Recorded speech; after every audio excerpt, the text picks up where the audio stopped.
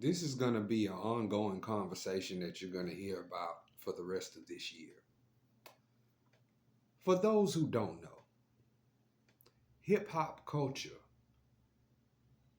turns 50 years old this year. I bring that point up because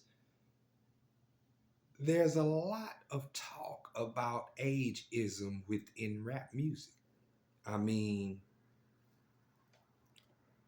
15 years ago, it was a running joke that a lot of women used to perpetuate on social media to downgrade a man if his profession was making rap music and maybe he wasn't where he was supposed to be in life. Then it changed. They've always said that rap was a young man's sport. And in the 1990s, you had young artists who were coming out and creating classic albums.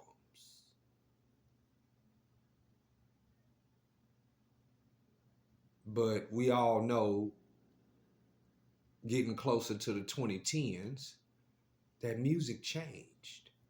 The landscape had changed. It wasn't about the same thing anymore.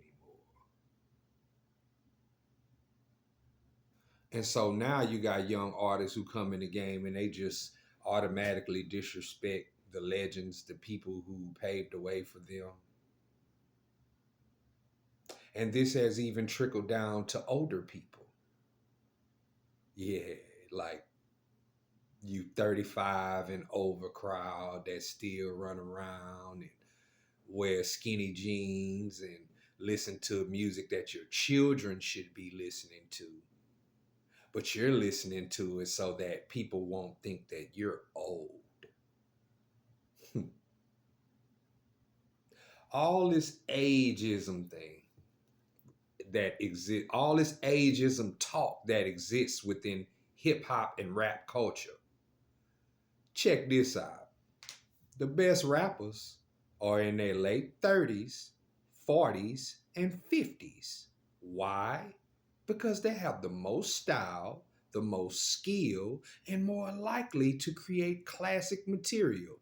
Evidence: Nas, King's Disease 3, released 2022, a classic rap album in a year that so much noise pollution and chicken shit came out. None of the albums you was listening to were classic. None of the artists you share on your social media can actually rap. Them motherfuckers make noise. And guess what? They're young. So that means everybody under 30 ain't released a classic nothing. They just make meaningless music. So I don't really think that the young generation can talk.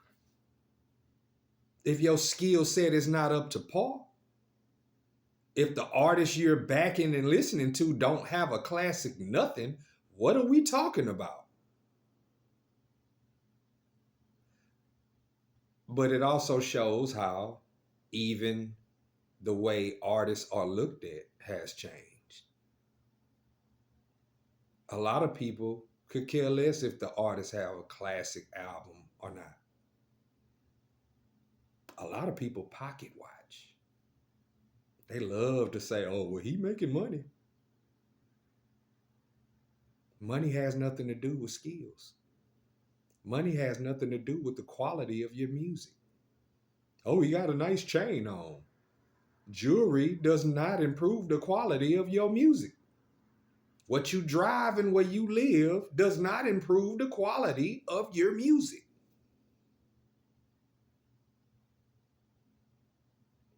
But I digress. Let's get back to hip hop being 50 years old.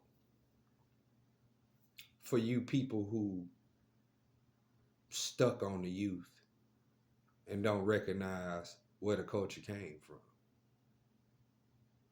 See, it started in 1973. Yeah, 1973. And I can honestly sit up here and say wholeheartedly that the first 3 decades of rap meant a lot more than the last two have. The reason why is shit, they stopped making classic music. They stopped rapping about things of importance. It became about noise.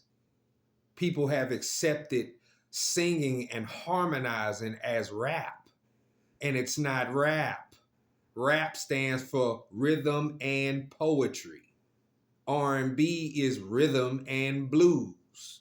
A lot of people don't know the fucking difference. So a lot of people that they call in rap today don't really rap. And if you don't write your own material, I really don't consider you a rapper. I consider you an actor. What does an actor do?